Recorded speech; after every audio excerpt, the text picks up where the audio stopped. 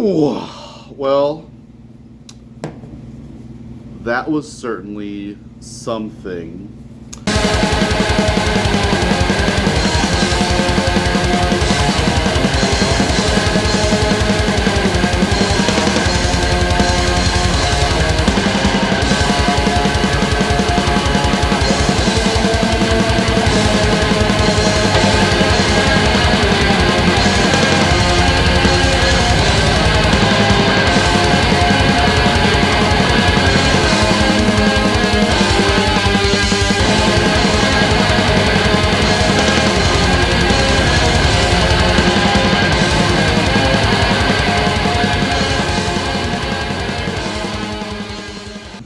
Hi guys, Brain Chasm, Smash Chasm, Necro Smashmasm here.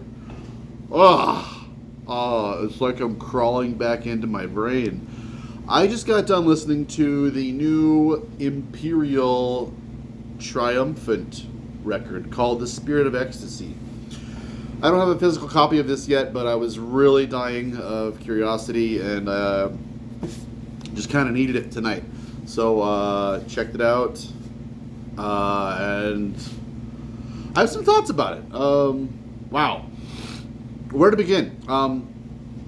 If you're not familiar with Imperial Triumphant whatsoever, and you're maybe scared of some art rock kind of art metal kind of stuff, I don't really know how to sell you on this thing or this band because this is the very epitome of wild, bonkers, out there New York art metal. This is it. This is the ultimate iteration of that idea. I mean, I'm just going to tell you why I like it. I don't feel like this is a proper kind of thing where I'm gonna draw you in from outside of this album's potential audience. It's a very, very, very weird band, and I loved their last album, Alphaville 2020. Couldn't have imagined where they could have gone from there. That album was very, very dense, and it felt like staring at circuit boards and just diving into different realms of very complex, foreign sounding kinds of atmospheres and layers and textures. This album is probably more intelligent in a lot of ways because it really affords the listener a lot of breathing room with some really, really different kind of ideas, that sonic ideas that very well capture what they're doing when they're more busy and intense quite well. So the dichotomy of these more calm moments, they add so much levity to the heavy moments. And so the way that these two kinds of different worlds interplay with one another, sometimes in huge contrast to one another, and sometimes just weaving in and out of one another's kind of depths, is very effortless and very comforting and cool. One of the things I thought was maybe worth expressing was that, like, of course, this album or this band's intended audience would be metal people, and of course, like, on a surface level, this sounds quite a bit like your Gorguts, Portal, total atonal, dissonant riffing, all over the place. This is the opposite of your Dissections, your In Flames, your Obsequies. Total polar opposites. Sometimes I wonder if I maybe kind of like overuse the term dissonant. I'm not sure if a lot of people really have like a strong grasp on what that means, especially to me. And I've kind of thought about like going more in depth about that. But to me, dissonance is the opposite of melodicism, and so you're going to hear these atonal riffs that sound like they shouldn't make sense, and they don't.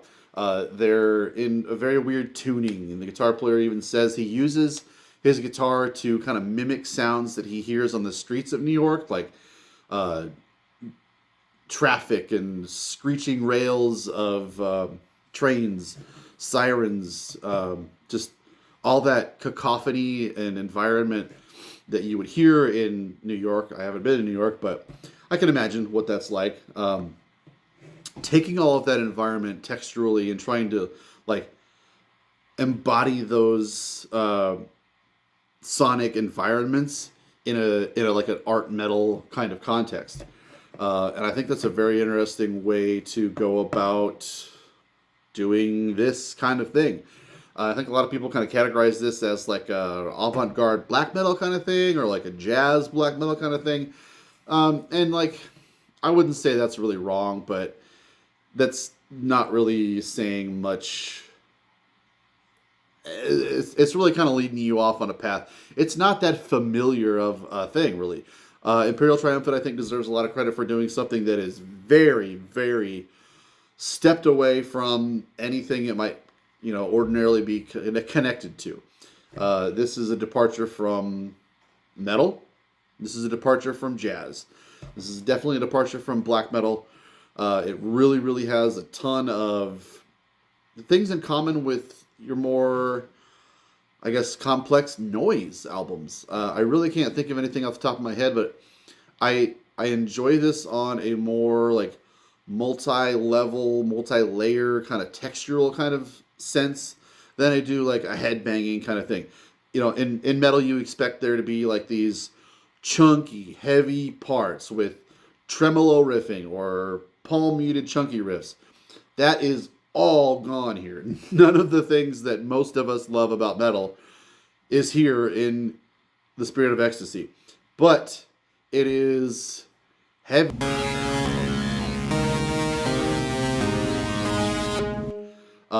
And sonically, it's absolutely intense. And I think it'd be easy to say that, like, you could probably put on a fucking Dark Throne album, for instance, to a normie who's never heard metal, and then put on Imperial Triumphant, Spirit of Ecstasy, and they would probably say, what's the difference? These are the same. And so, like, I think it's funny how a nuance of a ear this kind of album depends upon in order to, like, set itself apart from an album in another kind of metal micro genre. Like, it's not the kind of thing that most people can just step into not knowing what it is, and really get what it has to offer. That's not to say I wouldn't encourage everybody to check this out, because it's really amazing. It's definitely a headphone kind of album. But wow, it's really got me thinking, and I'm really blown away by it. It's so there's a lot of guest players on this thing, most notably Kenny G plays saxophone on it. I guess one of Kenny G's son does a lot of like guest work with this band, and so Kenny G plays the solo, and they do this like kind of call and answer sax solo with a guitar solo.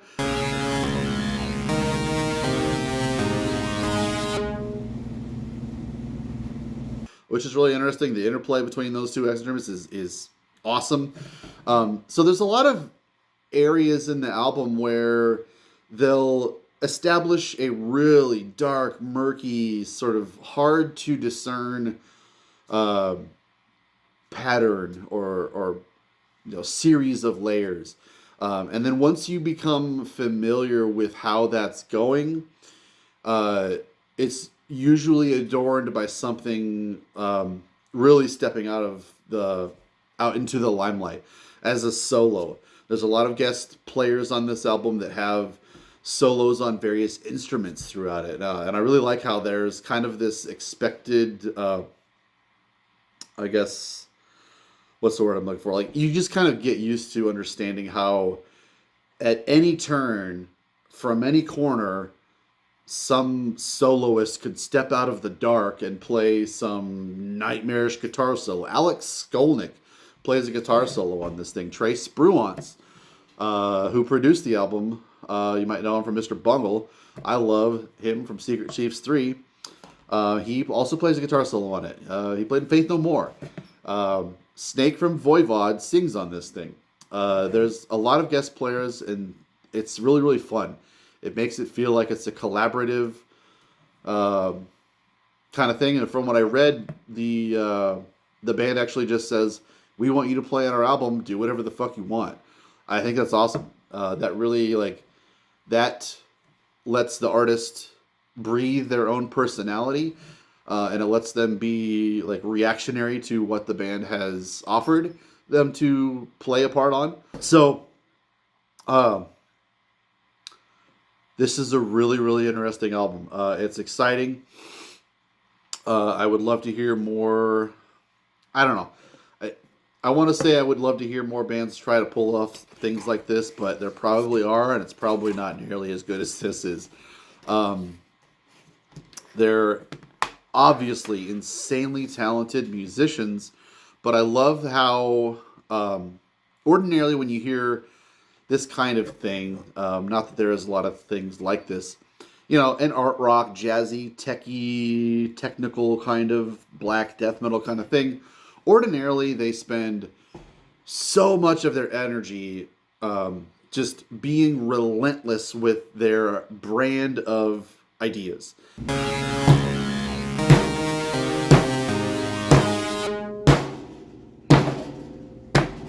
And their ideas of how they should sound.